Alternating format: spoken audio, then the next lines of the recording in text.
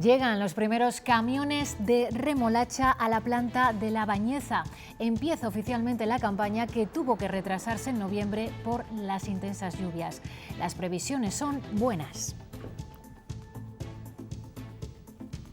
Hola, ¿cómo están? Casi 2 millones de euros en 3 años han tenido que devolver los ayuntamientos de Castilla y León por el cobro indebido del impuesto de plusvalía. Y las reclamaciones siguen llegando. Lo paradójico es que la ley no se ha reformado y pese a lo dicho por el Constitucional, los ayuntamientos pueden seguir cobrando este tributo. Confirmado en Madrid y en Barcelona el segundo caso de coronavirus, son ya 10 los positivos en las últimas horas, todos relacionados con viajes a Italia. Primer caso también en América Latina, en Brasil. Igea toma la palabra a Arrimadas y le propone un cara a cara este jueves antes de que voten los compromisarios de Ciudadanos. De momento no hay respuesta. Siguen bajando las temperaturas. En 2 días nos hemos dejado casi 10 grados.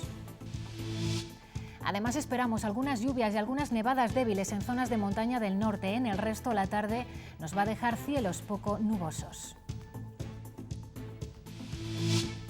Me gusta mucho estar aquí y si me voy de aquí pierdo mis amigos. Conoceremos a Rodrigo, tiene 12 años y un trastorno de desarrollo y aprendizaje. Quiere seguir estudiando en su ciudad, pero ahora mismo no hay una unidad de apoyo que se lo permita.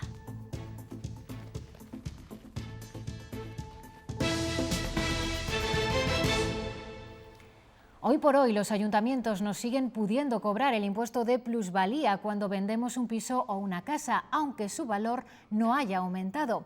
Hace 3 años el Constitucional anuló el impuesto para esos casos, pero la Ley de Haciendas Locales sigue sin reformarse. Eso no ha impedido las reclamaciones. En Castilla y León unas 6.000 han recibido los ayuntamientos de las 9 capitales de provincia. Les ha tocado devolver casi 2 millones de euros. Se acumulan miles de reclamaciones en las oficinas municipales y los ayuntamientos de la comunidad, aun sin una ley actualizada, están cumpliendo con la sentencia del Tribunal Constitucional. Lo hacen para evitar que siga la avalancha de recursos. Casi un centenar han llegado a los juzgados. Ni se puede cobrar a pérdidas ni el impuesto puede superar la ganancia producida por la venta del inmueble. Es lo que marca la jurisprudencia del Tribunal Constitucional en 2 sentencias de 2017 y 2019. En Castilla y León los ayuntamientos se han ajustado a esa doctrina a pesar de que la ley no ha dado el paso. Aquí este es el mapa de las reclamaciones. Casi 6.000 personas han pedido a su ayuntamiento que les devuelva ese impuesto o que no se lo cobre. Es en Valladolid donde los vecinos han sido más activos, con 2.250 reclamaciones, mientras que en Soria solo se han tramitado 72. Algunos han llegado al contencioso administrativo para defender su derecho. En total hemos podido contabilizar 78 causas. Lo cierto es que hasta este momento los ayuntamientos de la comunidad han tenido que devolver casi 2 millones de euros y se enfrentan a un caos administrativo porque hay reclamaciones que no aportan documentación y otras que se hacen sin haber pagado el impuesto o que reclaman más allá del plazo legal de 4 años. En toda España se han recaudado en 2019 más de 2.150 millones por la plusvalía, pero es un ingreso que va a la baja por el propio mercado de la vivienda y por la situación del impuesto. Y como muestra un botón, en 2019 en Salamanca la recaudación ha caído 1,5 millones de euros, en Palencia 900.000 y en Zamora en más de 600.000 con respecto a 2018. Este impuesto se cobra mediante diferentes fórmulas, o bien el ayuntamiento liquida y establece cuánto se debe pagar, o como ocurre en Burgos, León o en Valladolid, es el ciudadano quien hace el cálculo. Este caso es el que se conoce como autoliquidación. Hemos consultado a un experto para saber qué es lo que debemos hacer. Si es liquidación, hay que recurrir cuando te llegue la notificación, y si es autoliquidación o solicitas directamente la exención, o no le presentas o solicitas cuando te haga la autoliquidación del impuesto, solicitas la rectificación a Hacienda Cero.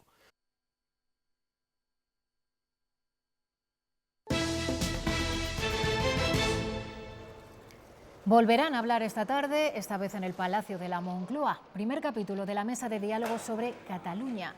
Por parte del Gobierno estarán Pedro Sánchez y varios ministros. En un principio no acudirá Pablo Iglesias, que está de baja por amigdalitis. En el otro lado, el presidente y el vicepresidente de la Generalitat. Torra y Aragonés. También estará el diputado autonómico de Esquerra, Josep María Jové, imputado como uno de los presuntos cerebros del referéndum ilegal de 2017. Y esa mesa ha cargado en el Congreso de los Diputados los reproches del Partido Popular al presidente del Gobierno durante la sesión de control. Sánchez ha avisado que la etapa que se abre ahora será larga y compleja. Madrid, Sara Ayuso, ¿cómo ha sido esa secuencia? ¿Qué tal? Buenas tardes. Ha sido una segunda sesión de control dura, especialmente por parte del líder del Partido Popular, que ha acusado al presidente de inaugurar la mesa de despiece de la soberanía nacional para negociar con el virus del independentismo. Pedro Sánchez, a su vez, le ha reclamado que acepte la diversidad y que no confunda la igualdad con la uniformidad. En la misma línea ha sido el duelo entre Cayetana Álvarez de Toledo y la ministra de Política Territorial. La Popular ha subrayado que en esta mesa se va a hablar de autodeterminación y se va a negociar la impunidad de los presos del nacionalismo, y ha asegurado que en esta mesa se concluye el proceso de absorción del socialismo por parte del nacionalismo. Carolina Darias, por su parte, ha pedido lealtad y altura de miras al Partido Popular y ha defendido el derecho y la obligación del Gobierno a intentar soluciones distintas a las de Mariano Rajoy. ¿Cuál será la próxima foto? ¿Con Junqueras y Puigdemont en Quintos de Mora? ¿Con Otegi en Doñana? En todo caso, siga posando y disfrute, porque esa foto será el retrato de la historia de su gobierno, una historia de una gran deslealtad a España. Después de 7 años de gobierno del Partido Popular, 2 referéndums ilegales, una declaración unilateral de independencia, haber multiplicado por 4 el número de independentistas en Cataluña, nosotros hemos heredado un auténtico fiasco, fracaso en lo territorial. Todos ustedes son cómplices convencidos de un entierro.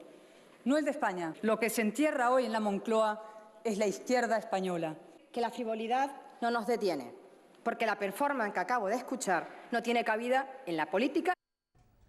En esa misma sesión, el Partido Popular ha vuelto a la carga una semana más con el caso Delcy Rodríguez, y una vez más se han escuchado gritos exigiendo la dimisión de Ábalos.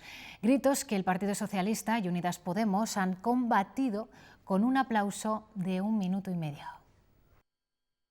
Ha hecho de la mentira su método y solo le queda ya una opción digna, la dimisión. ¿Les preocupa Venezuela después de haber usado silencio, las ayudas por favor, a los españoles?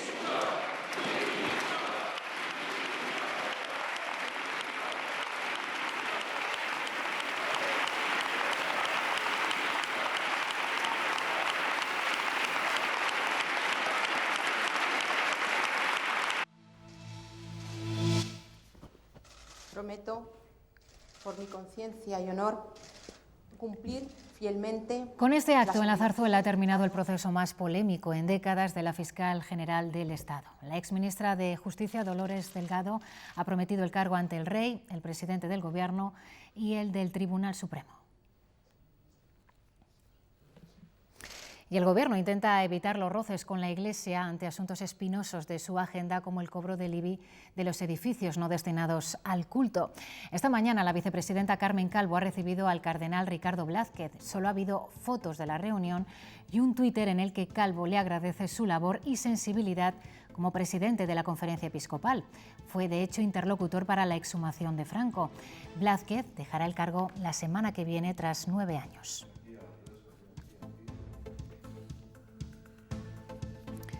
Finalmente, habrá cara a cara en Ciudadanos. Inés Arrimadas y Francisco Igea se enfrentarán en las primarias por liderar el partido, que se celebrarán el 7 y el 8 de marzo. El plazo para presentar candidaturas termina hoy, y ya en campaña, para mañana jueves, Igea ha propuesto un debate que de momento no ha sido aceptado por Arrimadas.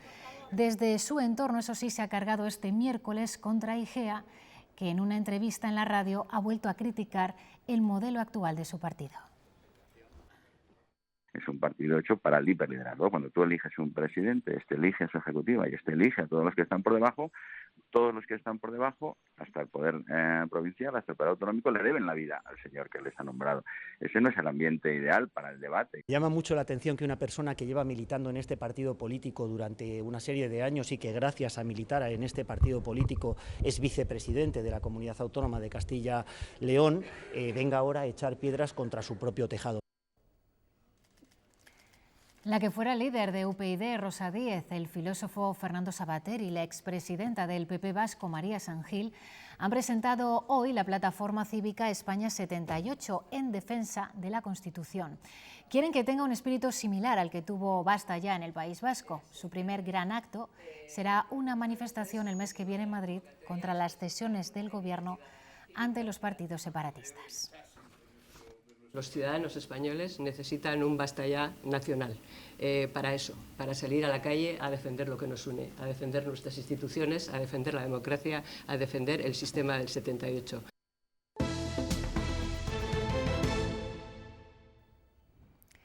Decenas de camiones hacían cola esta mañana en la azucarera de La Bañeza. Comienza hoy una nueva campaña que tuvo que retrasar en noviembre por las intensas lluvias. Pero febrero está siendo benévolo. Se espera multurar 360.000 toneladas de remolacha durante el próximo mes y medio, con una riqueza por encima de los 17 grados. El cultivo se ha reducido este año en casi un 25%, pero el rendimiento por hectárea será superior, lo que permite igualar las cifras de producción. Además, La Bañeza recibirá también parte de la remolacha de toro, que no llegó a tiempo para la campaña zamorana. Comienza con retraso pero con buenas perspectivas la campaña en la azucarera de La Bañeza. Se espera que dure entre 45 y 50 días y que se multuren unas 360.000 toneladas de remolacha. El retraso causado por las intensas lluvias de diciembre ha permitido, eso sí, aumentar la riqueza en un punto, se superan los 17 grados, y también la producción por hectárea, por encima de las 100 toneladas. La producción será similar a la del año pasado, y eso a pesar de que el cultivo se ha reducido en un 25%. Y frente al clima de protestas y descontento estos días en el campo, una imagen de acuerdo entre productores e industria. Este documento, suscrito hoy por ACOR y todos los sindicatos agrarios, es el salvavidas de los remolacheros. ACOR se compromete a pagar la tonelada de remolacha a un precio mínimo de 42 euros hasta 2027. El acuerdo aporta estabilidad al producto más importante del regadío en Castilla y León, del que viven indirectamente 20.000 personas. Las OPAs piden ahora a azucarera y a industrias de otros sectores que copien el ejemplo. Es un cultivo estratégico, está fijando población allá donde tiene actividad, y alrededor de la remolacha giran los otros cultivos de regadío. Siempre hemos dicho que la remolacha al final es cabecera de la rotación. Da estabilidad, seguridad y además mantiene con esperanza y con futuro el cultivo de la remolacha. Y con las protestas del campo de fondo, el ministerio que dirige Luis Planas y las comunidades autónomas siguen trabajando para garantizar las rentas de los agricultores. Hoy ha sido el marco de la preparación de la PAC, en una reunión entre secretarios generales de Agricultura con Fernando Miranda al frente. Para Castilla y León, la prioridad de esta política comunitaria debe ser el poder adquisitivo de los agricultores y contribuir a la mitigación del cambio climático. Y por esta coyuntura de malestar en el campo, el delegado del Gobierno en Castilla y León ha estrenado su agenda oficial con las organizaciones agrarias, que han valorado con él la reforma de la cadena alimentaria que ayer propuso el Ministerio. Eva Elvira, Valladolid, ¿qué es lo que han dicho? Buenas tardes. Los anuncios efectuados en las últimas horas por parte del Ejecutivo Central satisfacen a los agricultores y ganaderos de Castilla y León, pero ello no significa que se vayan a suspender las movilizaciones que están ya planteadas o incluso que se anuncien algunas nuevas. Han agradecido el gesto que ha tenido el delegado del Gobierno de ser precisamente con las OPAs con las que haya mantenido este primer encuentro. Un encuentro que ha transcurrido con total normalidad y en el que estas organizaciones se han quejado sobre todo de una cosa, de un organismo que depende del Gobierno Central, la Confederación Hidrográfica del Duero. Se quejan de su política y de la falta de diálogo. Por ello han solicitado al delegado que medie. Saben que este Real Decreto recién aprobado es un primer paso para acabar con sus problemas, pero no es la solución definitiva. Poner en valor también ante la sociedad quién tiene prácticas correctas de negociación y de compraventa de productos del sector primario y quién no las tiene, y que por tanto el consumidor también pueda tomar decisiones. Podremos intentar negociar unos precios dignos, unos precios rentables a los agricultores y a los ganaderos, porque no nos basta con cubrir los costes de producción. Aquí trabajar solo por salvar los gastos no lo hace nadie. No van a dejar de movilizarse, ya lo han escuchado, y hoy de hecho el campo leonés ha anunciado una gran tractorada para el viernes. Pretenden que la respuesta sea masiva. Yo espero que este gobierno progresista que tenemos ahora dé solución a la situación que hay y que no pase como los chalecos amarillos en Francia. ¿Por qué? Porque nosotros no estamos dispuestos a abandonar las concentraciones ni las manifestaciones hasta que no haya soluciones. Y hay más frentes abiertos. Los fruticultores del Bierzo se rebelan contra Agroseguro, que vuelve a incrementar las primas y bajar los rendimientos asegurables. Aseguran que en algunos casos las primas han subido un 50%. Al final a la gente la obligan a que prácticamente es que no puedes asegurar porque no tiene sentido asegurar. Te obligan a no asegurar. Y en el año 2020, con el cambio climático encima dándonos por todos los lados, no asegurar es una barbaridad. El Partido Popular de Castilla y León cree insuficientes las medidas aprobadas en el Consejo de Ministros. Dice que no solo hay que poner más dinero para los seguros, sino que tienen que ser atractivos y reclama además cambios en las tarifas eléctricas del regadío, que no puede ser la misma durante todo el año. El portavoz de Agricultura de los Populares cree que el problema no es el ministro, sino el Gobierno. He oído al ministro, lo habrán oído ustedes, por cierto, un ministro que de estas cosas sabe, lo que pasa es que no le dejan saber, presiento que no tiene respaldo desde el punto de vista del Gobierno y hay mucha gente que manda más que él que no cree en estas cosas. Y esto a mí, especialmente y al campo, pues le preocupa, y soberanamente. Desde Burgos, el presidente de la Junta ha exigido al Gobierno de España que negocie la PAC con contundencia en Europa. Mañueco ha anunciado también que se va a crear un grupo de trabajo con la Federación de Municipios y Provincias para aumentar la eficiencia en la prestación de los servicios sociales. Fernández Mañueco asegura que la Junta apoya incondicionalmente las reivindicaciones de los agricultores y ganaderos. Asegura que estará del lado del campo también para exigir al Gobierno unas negociaciones a la altura en defensa de los fondos de la nueva PAC. Seremos exigentes y seremos firmes para que el Gobierno de España defienda esos intereses en un momento en el que se está empezando a negociar los presupuestos de la Unión Europea. El presidente de la Junta también exige al Gobierno una transición energética justa. En este sentido habla de alternativas industriales antes de desmantelar Garoña y también pide que defienda al sector de la automoción. Que genera tantos puestos de trabajo en Burgos, en toda Castilla y León. Estamos hablando de 40.000 puestos de trabajo. Mañueco también ha hablado de blindar los servicios sociales. En este sentido anuncia que la Junta va a anticipar las cantidades a ayuntamientos y diputaciones para ser más eficaces y también creará un grupo de trabajo.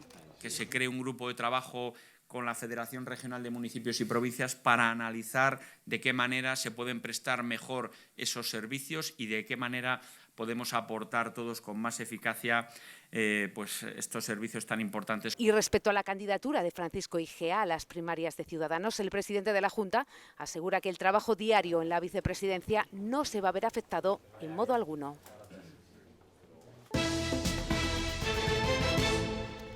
El coronavirus ha entrado de lleno en la península con 6 casos en las últimas 24 horas. El último se ha confirmado hace apenas unos minutos en Sevilla y se suma a los de Madrid, Barcelona, Castellón y Tenerife.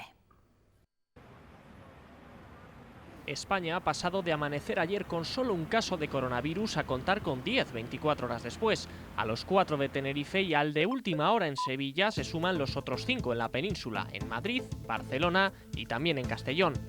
Anoche se anunciaba el primer paciente con el virus en la capital. Se trata de un joven residente en Pozuelo que había viajado al norte de Italia. Es la misma situación del segundo caso que se ha confirmado esta mañana.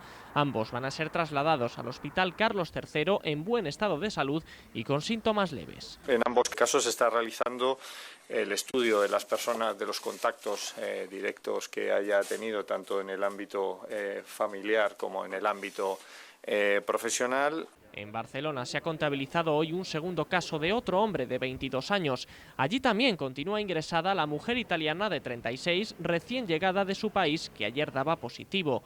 Además, se mantiene en aislamiento domiciliario a 25 personas de su entorno cercano. El otro infectado de la península está en Castellón. Había viajado a Milán la semana pasada, aunque no se trata de uno de los 2.300 aficionados del Valencia.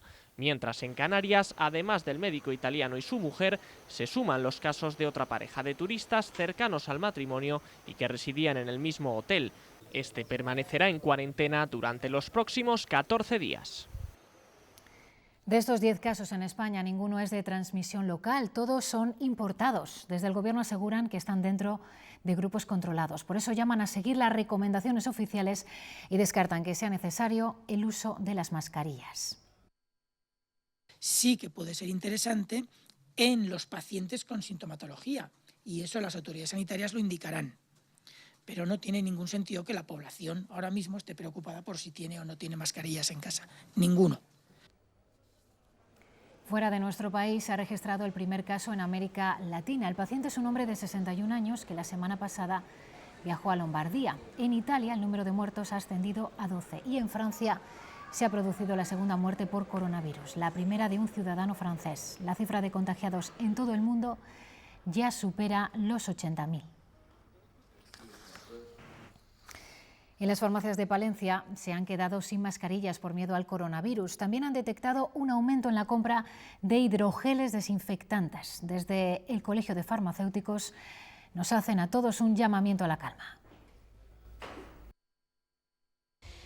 Estas son de las pocas mascarillas que hemos encontrado en las farmacias de Palencia. La mayoría están sin abastecimiento debido a la alta demanda por parte de los ciudadanos por miedo al coronavirus. Sin embargo, desde las autoridades sanitarias y desde el Colegio de Farmacéuticos hacen un llamamiento a la tranquilidad.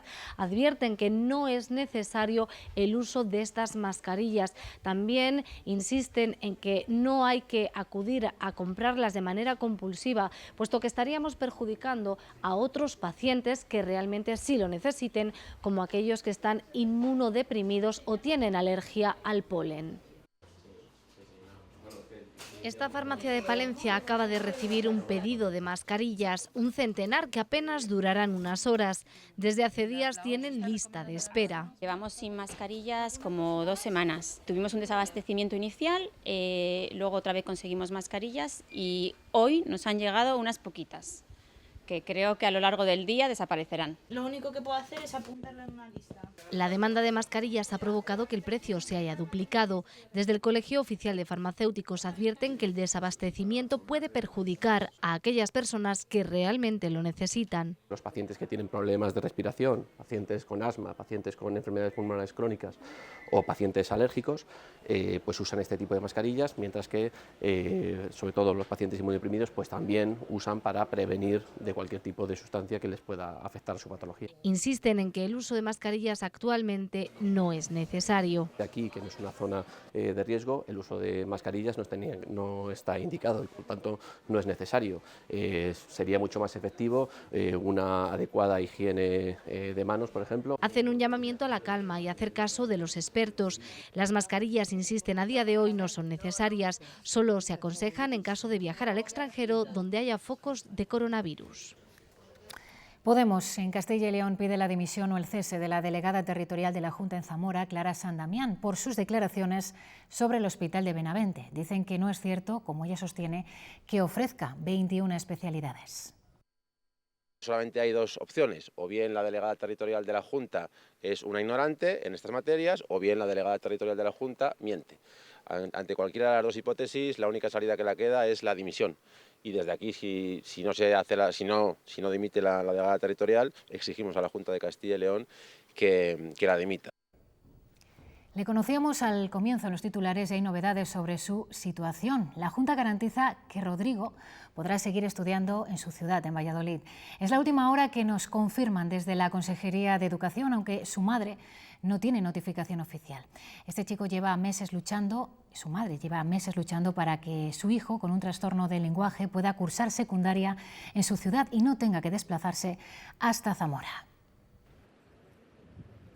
Su asignatura favorita es Sociales. Porque me gusta mucho la historia. Esta confesión es un triunfo porque hace 2 años a Rodrigo le daba pánico ir a clase. Estuvo ingresado en psiquiatría infanto-juvenil, llegamos al punto porque cogió fobia a entrar al colegio. Era una lucha diaria, todos los días la policía, el 112, le llevábamos a urgencias. Sufrió acoso y pasó por varios centros hasta que le asignaron uno con apoyo específico para su trastorno. El cambio ha sido fenomenal, la medicación se la hemos podido reducir, logramos hacer letras. Antes de entrar en este colegio eran picos, no tenía caligrafía. En septiembre empieza secundaria, pero el único instituto con atención para alumnos con disfasia está en Zamora. El avance que ha sido estos 2 años de tranquilidad y todo no lo podemos dejar perder porque en educación no nos pongan medidas para mi hijo. Me gusta mucho estar aquí y si me voy de aquí pierdo mis amigos, no los puedo ver. Después de meses luchando y a falta de una confirmación oficial, yo no tengo constancia que me haya llamado ni la Junta ni se ha puesto en contacto para decirme: Rebeca, tu hijo va a tener esto. Parece que Rodrigo podrá estudiar en Valladolid. Accidente mortal esta madrugada en Villablino, en la provincia de León. Un turismo se ha salido de la carretera en una curva a la entrada de esta localidad. Tiene más detalles Thais Lozano. El accidente se produjo pasadas las 2:30 de la madrugada en este kilómetro 12 de la CL 626 a la entrada de la localidad de Villablino. Un alertante anónimo avisaba al servicio de emergencias 112 de que había habido un turismo que se había salido de la carretera y que al coche le faltaba el techo y también los asientos y que el conductor no se encontraba dentro del vehículo. Emergencias Sanitarias avisó a la Guardia Civil de Tráfico y también al Centro Médico de Villablino, y el personal sanitario, cuando llegó al lugar, solo pudo confirmar el fallecimiento de una persona. Un hombre ha matado a su mujer a tiros en el municipio de Aznalcóllar, en Sevilla. El suceso ha ocurrido a medianoche en el domicilio familiar. El hombre de 51 años ha disparado a su pareja y después se ha suicidado con el mismo arma. En la casa se encontraba uno de los hijos, de tan solo 4 años. No existían denuncias previas. Con esta nueva muerte ya son 12 las mujeres asesinadas en lo que llevamos de año. Desde 2003, 1045 son las víctimas por violencia de género en nuestro país.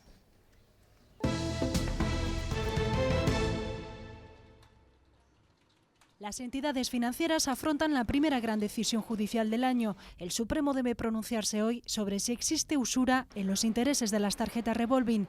Se trata de préstamos que se contratan para las compras a plazos.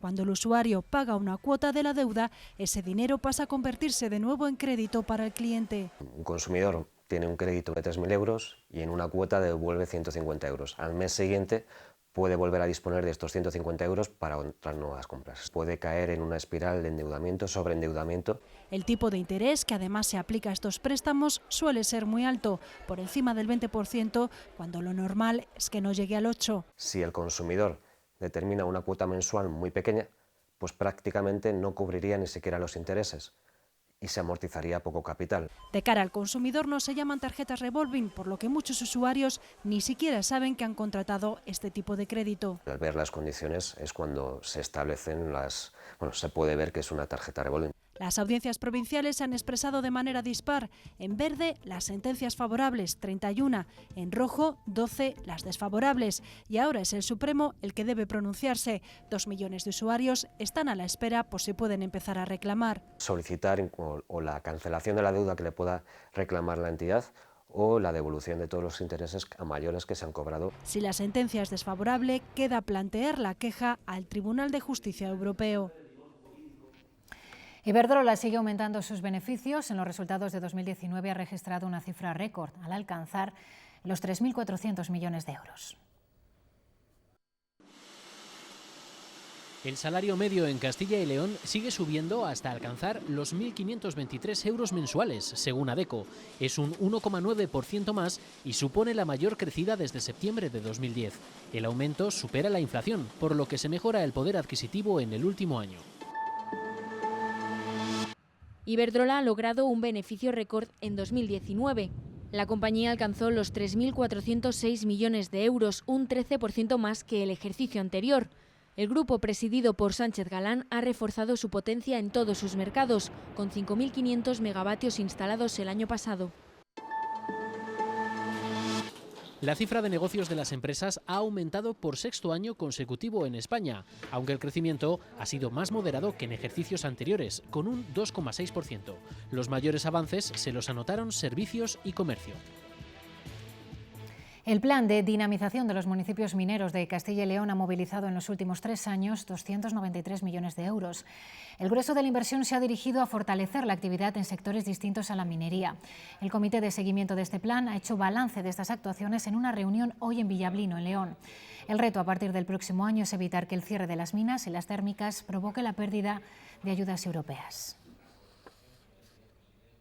Pudiera ser de que el cierre anticipado de las minas en nuestra comunidad autónoma y en el conjunto de España hiciera que los recursos europeos que llegaran a las zonas que ya cerramos las minas sean menores que los que puedan llegar a aquellos que todavía tienen minas en marcha. Me estoy refiriendo que sería muy injusto que al final Alemania o Polonia tuvieran muchos más fondos relativos de los que pudiera tener España como consecuencia de que nosotros hemos cerrado las minas anticipadamente.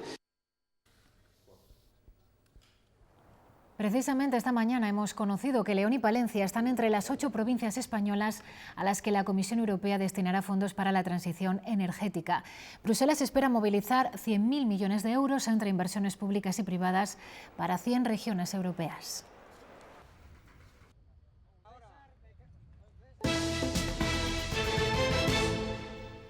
En los últimos 15 años, Salamanca ha sido escenario de unos 750 rodajes. Uno de los más relevantes, el de Mientras dure la guerra, de Alejandro Amenábar, con Unamuno como protagonista.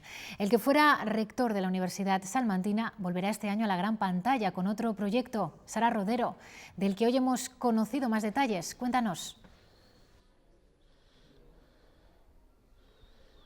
Buenas tardes. Palabras para un fin del mundo recupera la figura de Miguel de Unamuno, trasladando al espectador 84 años atrás.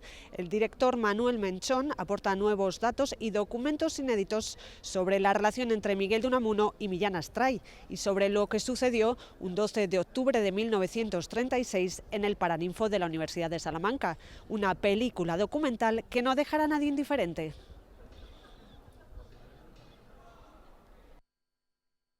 Las últimas meses de vida de don Miguel pues fueron reescritas por prensa y propaganda.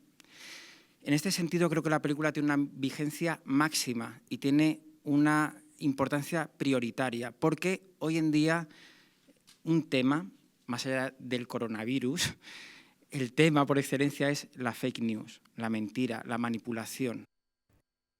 La Universidad de Salamanca tuvo precisamente su origen en la Catedral Vieja de la ciudad.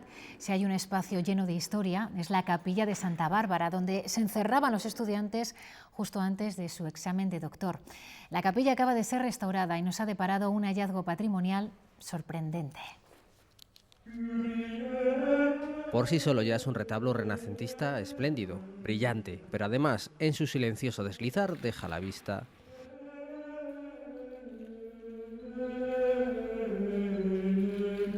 es un conjunto de pinturas murales de comienzos del siglo XIV que permanecía desconocido hasta el momento de la restauración.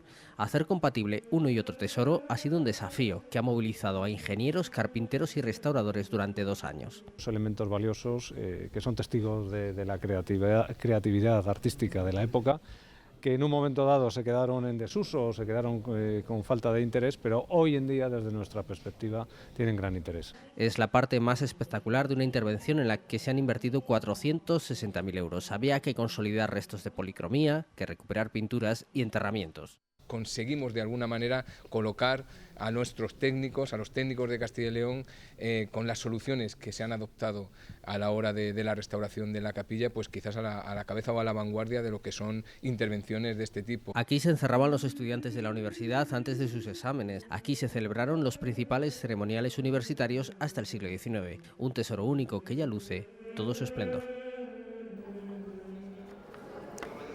Hoy ha llegado a Zamora la exposición El tiempo de esta casa de Radio Televisión Castilla y León. La pueden visitar ya en la sala de exposiciones de la Encarnación. Allí van a encontrar una selección de las fotografías que ustedes, los espectadores siempre fieles, nos han enviado al espacio del tiempo. Una forma de acercarnos hasta nuestra audiencia. Pero sobre todo nos permite esta exposición desvirtualizar esa relación con la audiencia, haber conocido personalmente a muchos colaboradores que llevan años enviándonos fotos todos los días. 3 sentimientos relacionados con el amor y que Edith Piaf plasmó como nadie en sus inolvidables canciones.